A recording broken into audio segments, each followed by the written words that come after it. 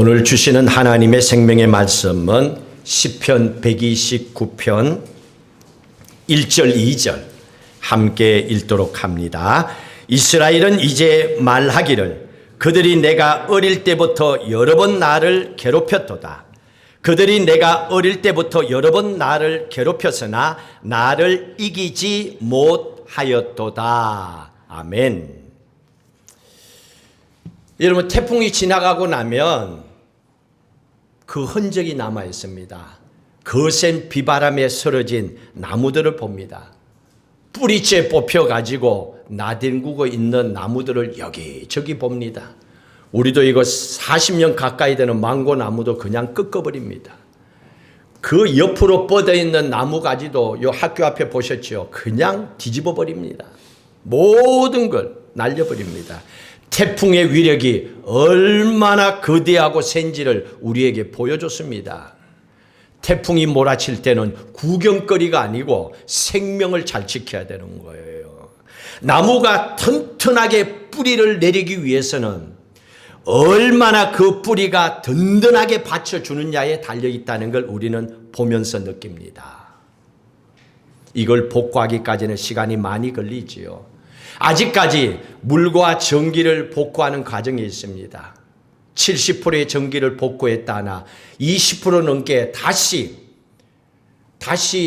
재정비를 해야 되는 그런 어려운 가운데서 사방팔방에서 와서 사람들이 애쓰고 수고하고 있습니다. 농사를 짓는 분들을 보면 겨울이 지나면 봄에 씨를 뿌리기 위해서 땅을 깊이 갑니다. 봄이 되면 씨를 뿌리게 됩니다. 힘들지만 그 일을 해야만이 열매를 거둘 수가 있기 때문에 그렇습니다. 태풍이라는 것도 우리는 잘 알지 못하지만 내 인생에 또 다른 뭔가를 알게 하는 하나님의 사인이 있을 겁니다. 아마 태풍을 처음 괌에 와서 겪은 분들도 있겠고 여러 차례 이 어려운 과정을 겪고 계신 분들도 있을 겁니다. 농사를 짓는 걸 보시면 요한복음 15장에는 예수님께서 농부라라고 얘기합니다. 이 말은 하나님께서 농사를 짓는다는 말이잖아요. 그러면 하나님께서 농사를 어디에 지으시는가? 창세기 1장으로 돌아오면 하나님께서 세상 천지를 창조하셨습니다. 6일째 하나님의 형상대로 사람을 만드시고 보시기에 심히 좋았더라고 하셨지요. 하나님께서 농사를 짓는 것은 그 밭이 우리의 마음이라는 얘기입니다. 우리의 마음에 하나님은 가장 기뻐하시는 농사를 짓기를 원합니다. 우리의 마음에 하나님 씨를 뿌리고 씨가 자라서 열매가 맺도록 하나님은 원합니다. 그러기 위해서 우리가 어떻게 해야 됩니까? 하나님이 밭으로 사용하기를 원하는 우리의 마음을 하나님 앞에 내어놓아야 됩니다. 그리고 하나님께서 농사를 잘 지을 수 있도록 마음을 내어드린다 하는 것은 농사가 잘 되도록 씨를 뿌려서 튼튼하게 열매가 맺도록 먼저 우리가 마음을 개간하고 갈아야 된다는 얘기입니다. 그래서 우리는 매 주일마다 힘들 때도 예배에 달려 나오고 기쁜 일이 있어도 예배에 달려 나오고 우리의 마음을 하나님 앞에 쏟아 놓는 겁니다. 그렇게 하지 아니하면 우리의 마음을 우리 스스로 갈아서 아름다운 옥토로 만들어 놓지 아니하면 농사가 안 되는 겁니다. 씨를 뿌려도 안 됩니다. 그러면 어떻게 합니까? 하나님이 가만히 지켜보다가 안 되니까 기다리다가 하나님께서 직접 우리의 마음밭을 갈아엎습니다. 이걸 가르쳐서 고난이라고 하는 거예요. 고난은 하나님께서 우리의 마음을 옥토로 갈아엎는 순간입니다. 그래서 그 고난의 시간에 그 땅을 잘 개간하고 나면 축복의 열매가 맺는 겁니다. 한번 따라할까요? 고난은 축복의 통로다. 그래서 세상 사람들과 기도하는 우리 그리스도인들과 다른 점이 이겁니다. 하나님의 약속하신 축복이 있습니다. 우스갯소리지만은 괌에 사시는 분들은요 20년 동안에 이 태풍을 기다리는 사람도 있어요. 제가 20년 전에 봉선화가 왔을 때 알았어요. 그때하고 지금하고는 너무 달라요. 태풍이 오고 나면요 모든 걸 싣고 가면 막 몇만 불씩 돈을 받더라고요. 와, 깜짝 놀랐어. 나는 한 푼도 못 받았거든요. 왜냐하면 집을 깨끗이 정리해놨거든. 물이 왔어. 전기는 안 들어왔지만 봉선한테 한 6개월 갔거든요. 그런데 그냥 깨끗이 했더니만은 피마에서 나와서 도와주고 싶은데 뭐 없니? 있어야 말이지. 깨끗이 정리해서. 그냥 갔어요. 그래서 이번에는요, 20년 전을 생각하고, 야, 물난리 난 대로 그냥 두면 피마에서 와서 뭔가 도와줄 거야 라고 생각을 한 거예요. 어지러 놓은 거예요, 마당을. 피마가 왔어요. 인스펙션을 하러 갔는데, 우리 집에 와서 하는 얘기가, 밖에는 예배당은 그들도 보도 안 해. 문짝 2개가 터져갖고 갈았거든요. 그들도 보도 안 해. 들어와서 사람 다쳤니? 소파가 못 쓰니? 냉장고가 못 쓰니? 뭐가 잘 돌아가는데 줄 게 뭐가 있어? 이제 에어컨 하나 안 돌아가는 거 하고 몇 가지 물 들어온 거 얘기한 거 주면 불쌍히 여기가 주면 받고 안 주면 못 받고. 이야, 20년 세월 동안에 모든 게 바뀌었어. 꿈을 깨셔야 돼요. 그냥 주는 게 아니더라고. 옛날에는 도와준다 그랬거든요. 그리고 비즈니스는 속하지를 않는데 교회도 비즈니스에 속한대요. SB의 스몰 그 비즈니스 론을 신청하래요. 싼 이자로. 아무것도 없대요. 태풍이 지나고 나서 세상이 참 많이 바뀌었습니다. 어렵고 힘든 순간 우리의 생각조차도 바뀌어진 그런 세상의 모습입니다. 그러나 복구의 시간은 참 빨라지고 있어요. 한 달도 안 되잖아요. 이거 가지고 불평하면 봉선할 때 미안해요. 6개월이 걸렸는데. 근데 지금은 굉장히 데미지가 생각보다는 적으니까 회복되고 있고 많은 분들이 애쓰고 수고하고 있잖아요. 그래서 저도 어떻게 하면 도울 수 있을까 생각해서 보는 사람에게 덥게는 하지 않아야 되겠다 하고 양복을 안 입고 넥타이 안 매고 지난주 이번 주 전기 들어올 때까지 이렇게 가볍게 입고 하는 거예요. 저도 이유가 있어서 하는 거예요. 보는 사람만 해도 시원하잖아요.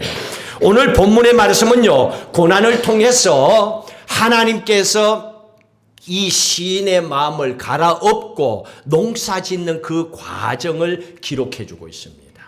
고난을 주셔서 그랬습니다. 이거는 이스라엘 백성들이 포로로 바벨론에 끌려간 것은 하나님의 말씀에 순종하지 않았거든요.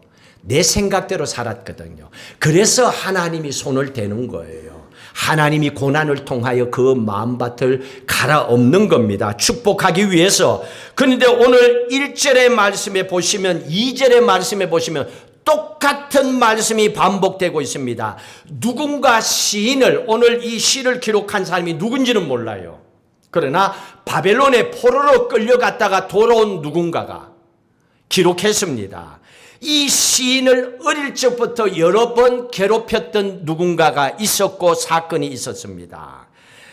1절과 2절에 여러 번 나를 괴롭히다 하는 이 단어가 히브리 구약 단어로 자라르입니다. 바늘로 꿰맨대요. 바늘로 찔러도 아픈데 바늘로 꿰맨대요. 아플까 안 아플까요? 어마어마하게 아프죠. 꿰맨다니까요. 진통제도 안 주고 그걸 얘기하는 겁니다. 그 괴로움을 얘기한 겁니다. 한 끼 밥을 못 먹어 배고파서 아픈 수준이 아니고요.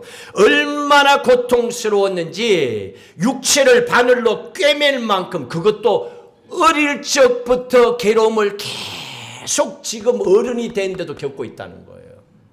70년을 포로 생활했어요. 70년이면 한 세대가 가잖아요.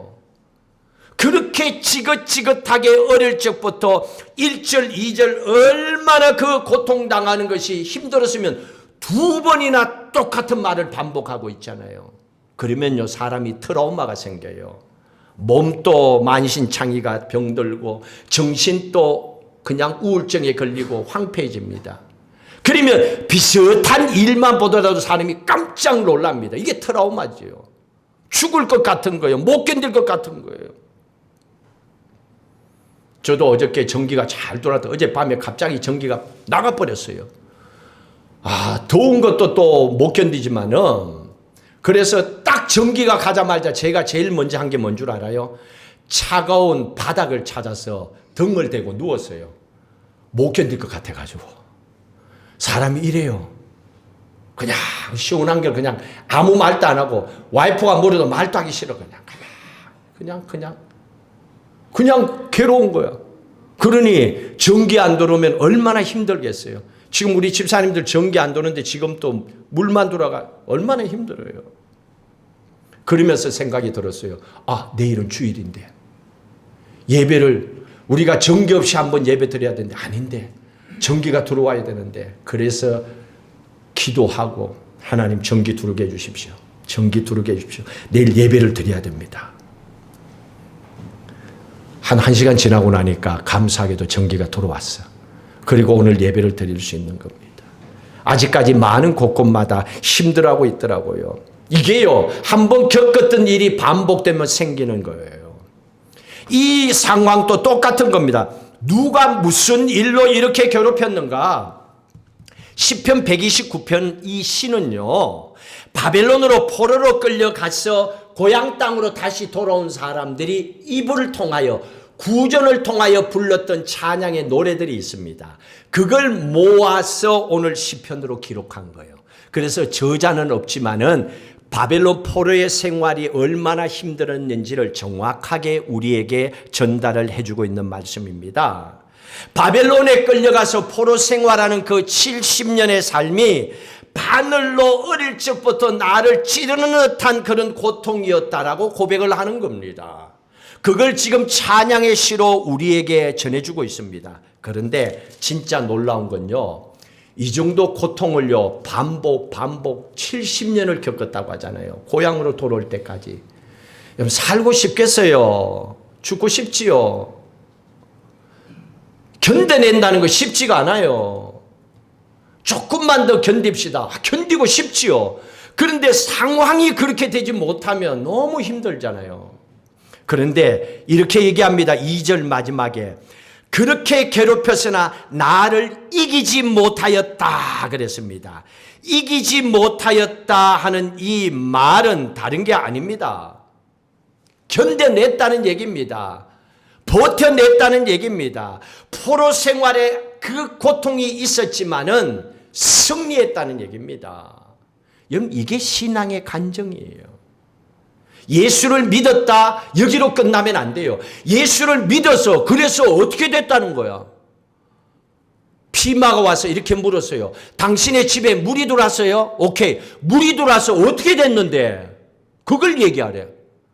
물이 들어왔다 닦았다 없다. 그럼 끝이야. 물이 들어와서 소파가 적셔서 침대가 젖어서 냉장고가 못 써. 뭐 설명하라는 거예요. 멀쩡한데 뭘 해요? 예수를 믿었어요? 그럼 예수 믿고 나서 어떻게 됐는데? 무슨 일이 일어났는데?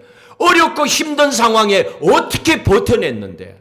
지금 그걸 지금 얘기하고 있는 거예요. 이겨냈다고 합니다. 견뎌냈다고 합니다. 어떻게 이런 일이 가능한가? 평범한 인간이라면 이게 안 되는데. 우리도 일제시대 때 그 어려움 속에서 하기 싫은 이름도 옛날 어른들은 바꿔야 됐잖아요. 일본 이름으로. 나라의 땅도 빼앗고 말뚝 박으면 자기들 거야. 그 얼마나 힘들고 어려움을 겪었습니까? 원치 않지만은 강력한 힘 앞에는 누구도 어떻게 할 수 없는 겁니다. 이 바벨론 포로 생활 속에서 이 어렵고 힘든 상황을 그러면 어떻게 이겨냈는가? 요 해답은 129편 바로 위에 갈로 쳐서 요렇게 됐습니다. 요거 웬만한 성경은 다 나와요. 성전에 올라가는 노래라고 기록되어 있잖아요. 이게 뭡니까? 이건요, 하나님의 성전에 올라가서 드렸던 노래, 찬양, 기도, 예배라는 얘기입니다. 이게 힘이 됐다는 얘기입니다. 성전에 올라가서 예배를 드리면서 힘을 얻었다는 겁니다. 성전에 오기 전까지는 세상 것만 보이잖아요. 힘들고 어렵고 덥고 목마르고 괴롭고 얼음을 한 포 사놔도 그냥 뭐 하루도 못 가. 몇 시간 가면 녹아버리고 그 어려움만 보이게 되면 견딘다고 하는 것이 한계가 있거든요. 그런데 예배 속에 달려왔더니 하나님의 성전에 와서 찬양했더니 거기에서 주는 힘이 있더라는 겁니다. 여러분, 예배라고 하는 건요, 우리의 생각보다도 굉장한 영적인 힘이 있습니다. 이건 직접 기도하고 응답 받은 사람은 아멘으로 고백합니다. 하나님이 그런 역사를 하신 거예요. 이스라엘 백성들은 1년에 3번 모든 사람들은 하나님의 성전에 가서 제물을 가지고 예배를 드립니다. 유월절, 맥추절, 그리고 추수감사절. 그 당시에는 오순절이요 또한 장막절이었지만 이 3번의 절기 하나님의 성전에 가서 예배를 드립니다. 그런데 오늘은 보십시오. 바벨론의 포로 생활 속에서도 하나님의 성전을 향하여 예배를 드렸다. 이거는 굉장한 의미를 줍니다. 여러분, 사람이 고통을 당하면요, 예배도 놓아버립니다. 기도줄도 놓아버려요. 그런데 그 힘들고 어려운데 찬양하잖아요.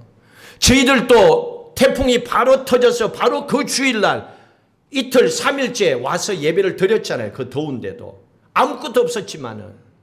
그리고 힘을 얻었잖아요. 견뎌내고 있잖아요. 하나님께 이 어려운 포로 생활 가운데도 예배에 달려 나와서 성전에서 기도했더라. 예배 드렸더라. 그래서 버틸 힘을 얻었더라. 그게 우리에게 영적으로 큰 의미를 던져주고 있습니다. 시편 138편에 보십시오. 다윗이 이렇게 고백하고 있습니다. 2절 한번 읽도록 합니다. 138편 2절. 내가 주의 성전을 향하여 예배하며 주의 인자심과 성실하심으로 말미암아 주의 이름에 감사하오리니. 내가 주의 성전을 향하여 예배했다고 합니다. 성전에 들어가서 예배했다가 아니고 성전을 향하여 예배했다는 겁니다.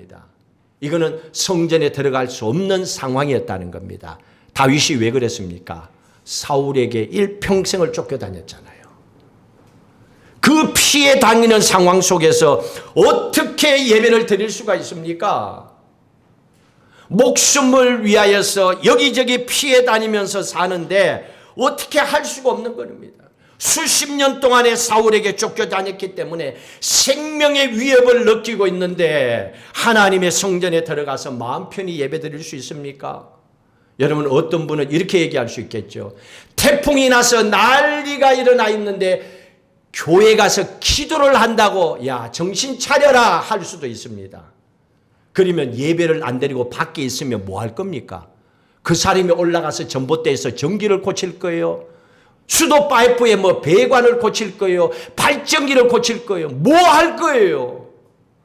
그 사람들을 위해서라도 교회 와서 기도해야죠.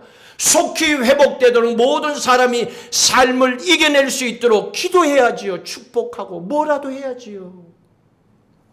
지금 이런 상황에 놓여 있습니다. 다윗은 그 어렵고 힘든 상황에 쫓겨다니면서 성전을 향하여서 기도했다는 얘기입니다. 성전에 들어갈 수는 없는 상황이었기 때문에 그의 몸을 하나님의 성전을 향하여 돌려서 하나님 앞에 기도한 겁니다. 왜 기도했을까요? 6절 때문이에요. 6절 같이 읽습니다. 여호와께서는 높이 계셔도 낮은 자를 굽어 살피시며 멀리서도 교만한 자를 아심이니이다. 이게 무슨 말입니까? 하나님은 내 상황을 다 보고 계신다. 다 알고 계신다. 그 말입니다. 근데 가끔씩 우리는 힘들면 그러잖아요. 하나님이 뭘 알겠어? 하나님이 내 정기 없는 걸 알겠어? 아니에요. 알고 있어요. 태풍이 오기 전부터 하나님은 아시고 이후에 우리의 삶도 다 알고 계세요. 단지 우리가 인간이기 때문에 지혜가 부족해서 깨닫지 못할 뿐이죠. 다윗은 하나님이 다 보고 계신다. 하나님이 내 억울한 상황을 다 알고 계신다. 그 마음을 가지고 하나님 앞에 기도했다는 거예요. 우리가 할 수 있는 게 없잖아요. 제가 할 수 있는 게 뭐 있습니까? 하나님, 정기 들어와서 주일날 교회 오면 성도들이 예배 기쁨으로 시원하게 드리게 해주시고 함께 또 식사라도 하고 가게 해달라고 기도하는 것 제외하고는 없잖아요. 내가 뭘 할 수 있습니까? 하나님께 구하는 것밖에 없지요. 지금 우리의 세계의 상황을 보십시오. 코로나가 막 지나갔습니다. 경제적인 세계 경제가 어려움 속에 지금 놓여 있습니다. 세계 곳곳에 전쟁과 내전이 여전히 일어나고 있습니다. 인플레이션을 막기 위해서 금리 인상은 미국뿐만 아니라 전 세계적으로 계속 올라가고 있습니다. 가계의 부채는 당연히 커질 수밖에 없지요. 일자리 구하기도 점점점 힘듭니다. 직접 현장에서 일하는 사람들이야 노동을 해야 되니까 필요하죠. 자꾸 뽑아야 돼. 그러나 뭔가를 연구하고 실내에 사는 사람들은 자꾸 나오는 거예요. 경제적으로 여러 가지 어렵고 힘든 상황입니다. 그런데다가 괌은 마와르라고 하는 태풍 때문에 데미지를 입어서 아직까지 전기, 물도 제대로 온전하게 복구하지 못한 가운데 있습니다.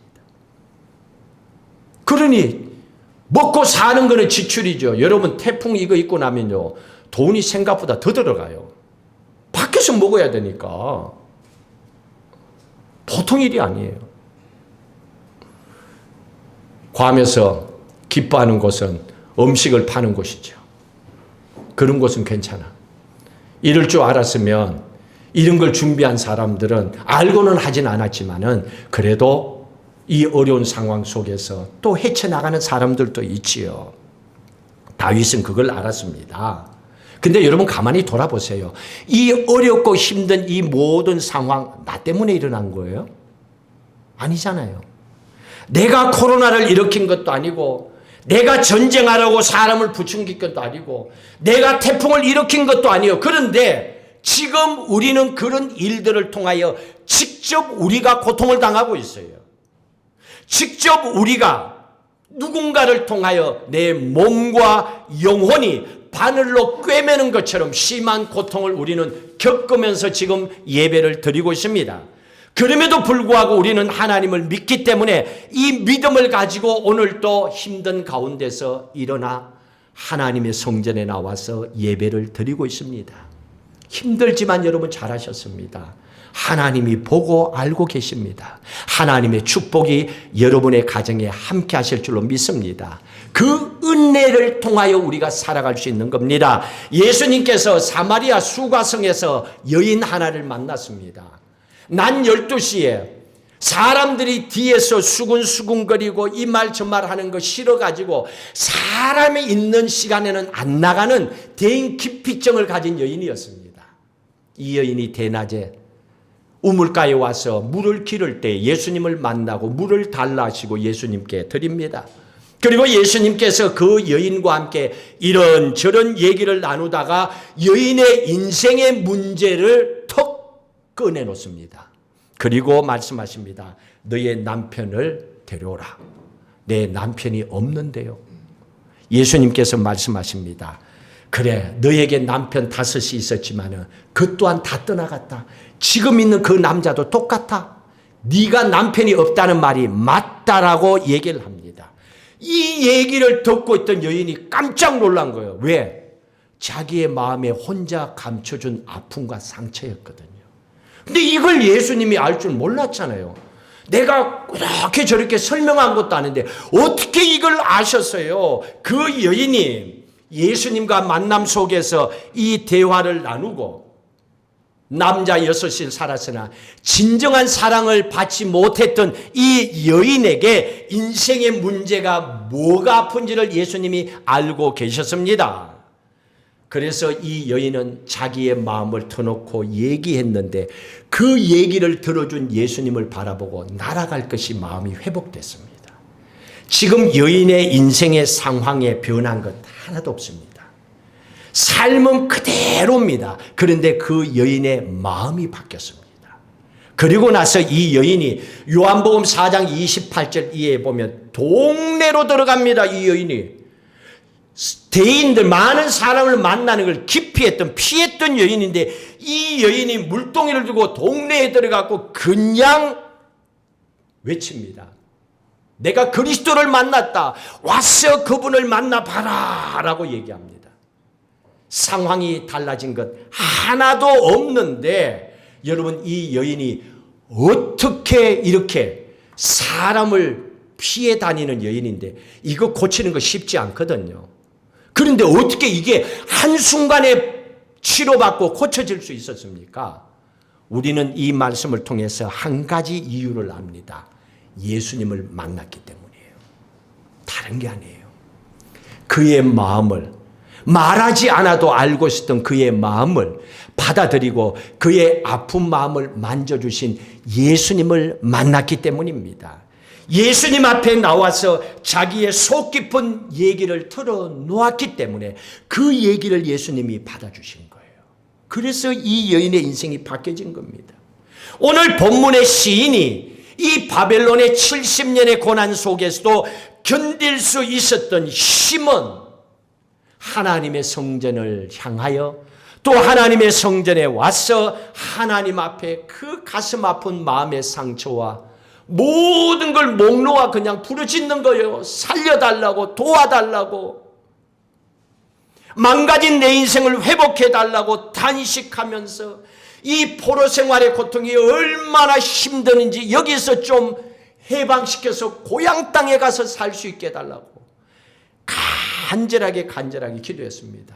그랬더니 나를 괴롭히는 사람들이 나를 이기지 못했더라. 내가 버텼다. 승리했다는 얘기입니다.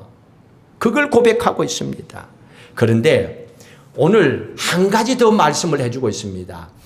이 고통이 얼마나 심했으면 조금 전에 드렸던 그 고통만이 아닙니다. 여기서 더 심각한 고통을 우리에게 얘기하고 있습니다. 129편 3절 말씀을 보십시오. 그냥 여러 번 나를 괴롭힐 정도가 아니고 구체적으로 이렇게 얘기합니다. 3절 읽습니다. 밭가는 자들이 내 등을 갈아 그 고랑을 길게 지었도다. 농사 지을 때 땅을 개간할 때 알지요. 땅을 깊이 소를 앞에 엮어가지고 이걸 가지고 갱이를 가지고 쫙 갑니다. 고를 파는 거예요. 이겁니다. 지금 사람이 밭에 엎드려 일하고 있습니다. 그 사람 위로 소가 지나갑니다. 소 뒤에는 이 고랑을 팔 수 있는 갱이를 탁 이렇게 묶었어요. 그걸 가지고 그 사람의 등을 이리야 하고 소가 지나갈 때 등을 파재끼는 거예요. 그러니 그 사람의 등에 피가 철철 날 거 아니에요. 그만큼 고통스러운 포로 생활이었다라고 설명하고 있는 거예요. 얼마나 포로 생활이 힘들었으면 내 등에 그런 고를 파는 것처럼 고랑이 깊이 그것도 길게 파는 것처럼 내가 고통을 겪었다라고 하고 있습니다. 여러분 다니엘을 아시죠? 다니엘은 원래 유다의 부유한 가족의 좋은 집안의 자녀였습니다. 공부도 많이 했어요. 그런데 바벨론이 쳐들어와서 유다 땅이 패하고 포로로 끌려갑니다. 그때 바벨론의 느부갓네살 왕이 그 유다 땅에 있는 젊은 사람들 중에서 똑똑하고 괜찮은 사람들을 끌고 갑니다. 바벨론에서 교육을 시킵니다. 자기의 종으로 서기 위해서입니다. 그때 다니엘이 포로로 끌려갔습니다. 훈련받는, 교육받는 가운데 다니엘이 왕이 먹는 진미, 우상에게 올렸던 거예요. 이방 나라들은 다 그랬으니까 이 음식을 먹으라는 거예요. 그런데 자기의 신앙상 우상에게 드렸던 제물은 먹지 않는다 하고 먹지 않습니다. 이건 목숨을 걸어야 돼요. 이는 왕의 명령을 거역했기 때문에 죽거든요. 그런데 다윗이 목숨을 걸고 황관장에게 다니엘이 얘기합니다. 뜻을 정하여 그랬습니다. 마음을 먹은 거예요. 죽으면 죽겠다. 다니엘이 그 결단을 가지고 우리는 채소와 물을 먹겠다. 10일 동안에 지켜봐라. 모든 걸 먹는 그 사람들과 우리하고 비교해보고 얼굴빛깔이 다르면 우리가 시킨 대로 하겠다.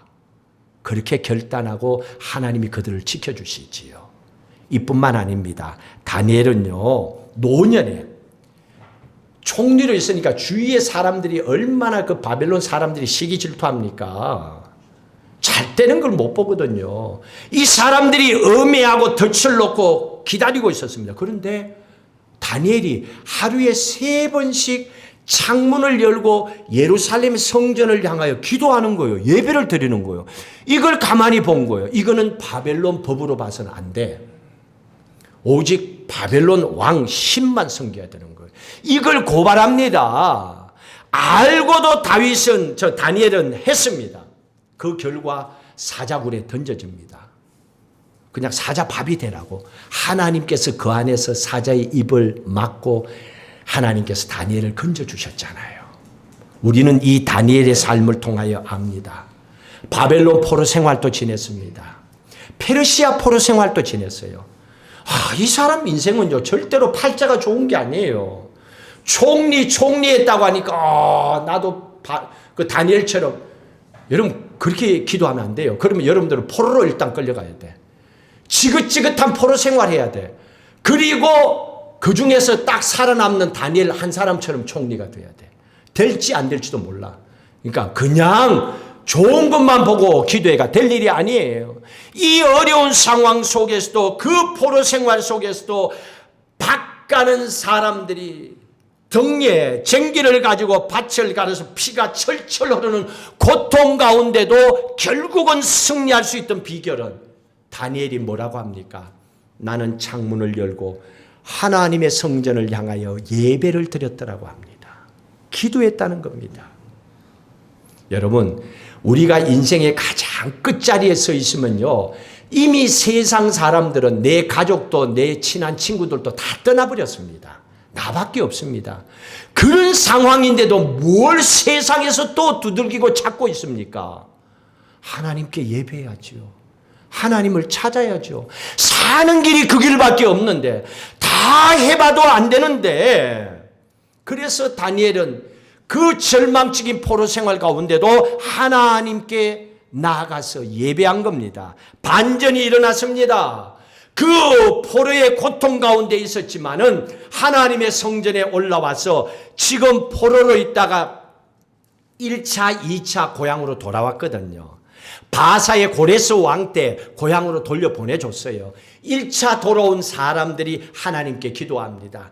아직까지 저기에서 포로로 생활하고 있는 저 이스라엘 백성들을 고향 땅으로 돌려보내달라고, 아직까지 전기 물이 없는 곳에 하나님 전기 물이 들어오게 해달라고 먼저 얻은 바 되는 사람들이 하나님 앞에 기도한 겁니다. 그랬더니 하나님께서 4절 말씀부터 해결을 해 주십니다. 같이 읽습니다. 여호와께서는 의로우사 악인들의 줄을 끊으셨도다. 악인들의 줄을 끊으셨도다. 하나님께서 그 포로의 줄을 끊어주신 겁니다. 그리고 이스라엘 백성 모두를 해방시켜서 고향으로 돌려보낸 거예요. 이스라엘 백성들이 다 고향에 들어왔습니다. 그리고 하나님의 성전에 올라가서 찬양한 겁니다. 그래서 누가 기록한 건지는 잘 모르지만은 성전에 올라가서 드렸던 노래는 거의 이런 아픔과 감사가 담겨 있는 기도입니다. 그런 기도를 하나님 앞에 드렸던 겁니다. 아무리 상황이 변함이 없다 하더라도 하나님 앞에 예배하고 기도하고 하나님은 다 알고 계신다는 걸 믿음으로 선포하고 매달렸더니 그들의 길에 하나님은 해방의 축복과 하나님은 시온의 축복의 길을 열어주셨습니다. 여러분의 가정과 일터와 삶 속에도 어려움을 갖고 있는 오늘 이 괌 땅에도 하나님이 이런 축복과 은혜가 넘쳐나기를 주의 이름으로 축복합니다. 속히 한 주간 동안에 모든 사람들이 회복받기를 원합니다. 그러기 위해서는 하나님이 우리의 마음밭에 아름다운 씨를 뿌리고 열매를 맺기를 원합니다. 그러면 제일 중요한 것은 하나님의 성전에 나와 예배드리는 우리의 마음이 아름답게 옥토밭으로 만들어지도록 개간을 해야 돼요. 갈아야 돼요. 그러면 어떻게 우리의 마음을 바꿔야 됩니까? 어렵고 힘들면 사람이요, 미워하는 마음이 먼저 들어와요. 불평하는 마음이 먼저 들어와요. 짜증내고 화부터 먼저 냅니다. 그런데 이런 마음은 가만히 있어 보면요, 내 마음을 더 딱딱하게 만들어요. 더 굳은 마음으로 만듭니다. 자꾸 힘들게 합니다. 우리는 이미 살아와 봤기 때문에 압니다. 그러면 그런 마음이 생길 때마다 불평, 원망, 미워하고 싶지요. 그러나 그러면 내 마음이 더 힘들어진다는 걸 우리는 알아요. 그러면 힘들지만은 이걸 선택할 것이 아니라 우리의 마음을 부드럽게 만들어 달라고 그 시간에 하나님께 기도하셔야 됩니다. 하나님이 우리의 마음을 부드럽게 만들어 달라고. 그러면 하나님께서 언제든지 농부가 되시기 때문에 우리의 밭에 씨를 뿌려서 풍성한 열매를 거두게 하실 겁니다. 이 하나님의 약속된 축복이 예배 드림을 통하여 오늘 여러분들이 누리시고 또 한 주간 믿음 안에서 승리하시기를 주의 이름으로 축복합니다. 우리 말씀을 생각하면서 570장 찬양 함께 올려드리겠습니다. 우리 함께 일어나셔서 찬양하시겠습니다. 주는 나를 기르시는 목자요, 나는 주님의 귀한 어린 양. 그는 풀밭 맑은 시냇 물가로 나를 느리 놓아여 주신다. 주는 나의 전목자, 나는 그의 어린 양. 저를 따라 꼴을 먹여주시니 내게 부족함 전혀 없소라. 예쁜 새를 노래하는 아침과 노을 뺏기는 고운 황혼에 사랑하는 나의 목자 음성이 나를 언제나 불러주신다. 주는 나의 전목자, 나는 그의 어린 양. 저를 따라 꼴을 먹여주시니 내게 부족함 전혀 없소라. 못된 짐승 나를 잊지 못하고 거친 해바람 삼지 못하리. 나의 주님 강한 손을 펼치사 나를 주야로 지켜주신다. 주는 나의 전목자, 나는 그의 어린 양. 저를 따라 꼴을 먹여주시니 내게 부족함 전혀 없소라. 우리 함께 결단하고 기도하십시다. 오늘 주신 말씀을 붙잡고 하나님, 그 어떤 상황 속에서도 우리의 삶의 상황은 변한 것이 없다 하더라도 우리의 삶을 바꾸시고 변화시키고 회복시켜 주시는 하나님을 믿고 기도하고 예배하는 자리에서 새 힘을 얻고 승리하며 버텨낼 수 있도록 우리에게 이 믿음도 하여 주옵소서. 주님을 간절히 한번 부르짖고 괌 땅에 속히 전기물이 회복되고 어렵고 힘든 상황을 버티는 모든 사람들에게 새 힘을 공급해 달라고 주님 간절히 한번 부르짖고 기도합니다. 주여, 할렐루야. 하나님 아버지여, 우리는 하나님의 택함 받은 자녀이기에 오늘도 감사와 기쁨으로 주의 성전에서 기도하게 하여 주셨으니 감사합니다. 우리의 예배 가운데 임재하시고 역사하시고 말씀으로 우리에게 베풀으신 하나님의 은혜 기억합니다. 하나님 아버지여, 우리의 삶의 형편을 아시고 우리의 부르짖는 기도를 아시고 하나님 보고 계시는 하나님, 우리의 모든 삶을 축복하기를 기뻐하시는 하나님, 또한 아버지 하나님이여, 태풍으로 아직까지 물과 전기가 들어오지 아니하고 어렵고 힘든 가운데 버티고 견뎌내는 우리의 이웃들 위해, 또한 아버지 하나님이여, 경제적인 어렵고 힘든 가운데 있는 분들 모든 정부에 관계되어 밤낮을 쉬지 않고 수고하고 애쓰시는 모든 분들 하나님, 한 사람 한 사람 기억하시고 영육간의 강건함을 도와여 주시고 피곤한 육신을 회복시켜 주시고 속히 모든 일들이 정상적으로 회복되게 하여 주시옵소서. 하나님 아버지여, 기도하는 주의 자녀들을 통하여 가정들마다 소원하는 기도가 있습니다. 직장을 살펴주시고 사업을 지켜주시고 자녀들의 장래를 믿음 안에 시온의 축복에 걸어가도록 복의 복을 도와여 주시옵소서. 하나님이여 성령의 충만한 은혜 가운데 믿음으로 승리하게 하시고 모든 경제적인 부분도 채워주시고 강건함으로 살아가게 하옵소서.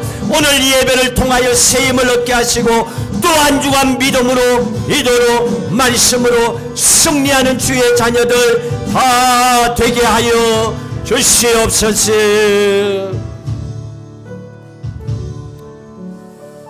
하나님, 인생을 힘들게 어렵게 고난을 겪어온 분들은 그렇지 못한 사람보다는 좀 견디는 것이 누구보다도 좀 나을 수가 있을 겁니다. 그러나 괴로운 것은 누구나가 똑같습니다. 육체적으로 마음으로 아파하고 고통이 있는 것은 똑같습니다. 우리의 남은 인생 하나님의 은혜 가운데 평강으로 살아가도록 하나님 오늘 이 시간 우리 가운데 임재하여 주시옵소서. 우리가 막을 수 없는 겁니다. 코로나도 또한 태풍도 그 어떤 전쟁도 또한 아버지 하나님 경제적인 어려움도 물가의 치솟음도 그러나 하나님께 기도합니다. 이 땅을 회복시켜 달라고 그 일을 담당하고 있는 모든 사람들이 하나님의 마음을 가지고 일할 수 있게 해달라고 또 이 괌 땅에 전기와 물을 공급하기 위해서 밤낮으로 수고하는 분들을 축복하고 건강을 위하여 기도합니다. 하나님 함께하여 주셔서 속히 모든 삶이 정상으로 회복되게 하여 주시옵소서. 하나님의 자녀에게 우리가 할 수 있는 것은 기도밖에 없습니다. 예배의 자리로 나갑니다. 주님 기억하시고 축복해 주시고 무엇보다도 우리의 가정이 먼저 믿음 안에 성령의 충만함으로 회복되게 하여 주시옵소서. 우리의 마음 빼앗기지 않게 하여 주옵소서. 돈 때문에 마음 빼앗기지 않게 하시고 사람 때문에 마음 빼앗기지 않게 하시고 환경 때문에 마음 빼앗기지 않게 하여 주시옵소서. 그럼에도 불구하고 포로 생활 가운데도 예배를 드렸고 피해 다니면서도 다윗이 하나님의 성전을 향하여 다윗도 하나님의 성전을 향하여 예배 드렸던 것처럼 예배가 끊이지 않게 하여 주셔서 우리의 삶을 놀랍도록 축복하시는 하나님의 축복을 모든 성도들 받아 누리게 하여 주시옵소서. 그리고 어느 시간인가 내가 받았던 이 놀라운 축복을 많이 힘들고 어려워하는 사람들에게 신앙의 간정으로 선포할 수 있도록 주님 마음껏 복내려 주시옵소서. 한 주간 또 우리의 삶의 처소로 돌아갑니다. 하나님 기억하여 주시고 그 안에서 믿음으로 승리하도록 하나님 은혜 위에 은혜를 도하여 주시옵소서. 하나님, 우리 정태영 집사님 태풍 가운데 모친 상을 당하셨습니다. 함께 위로할 길이 없지만은 우리의 기도와 마음을 기뻐 받아주시고 하나님 천국에서 함께 만나는 시간을 바라보며 예배케 하여 주시옵소서. 또한 집사님 앞으로 계획하는 일들도 있습니다. 회사 일을 통하여 또한 오랜 시간 다른 곳으로 출타하셔야 됩니다.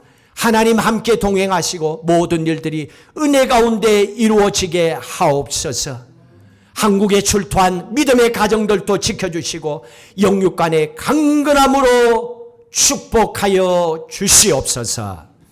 이제는 우리 주 예수 그리스도의 은혜와 하나님 아버지의 무한하신 사랑하심과 성령님의 인도 교통 충만하심이 우리에게 삶의 축복의 길을 가르쳐 주신 기도와 예배의 자리에서 날마다 버티고 승리하고자 결단하는 성도들 위해 또한 힘들고 어려움 속에 버티고 기다리고 승리의 날을 사모하는 모든 이웃들 위해 영원히 함께 하시기를 간절히 축원하옵나이다. 아멘.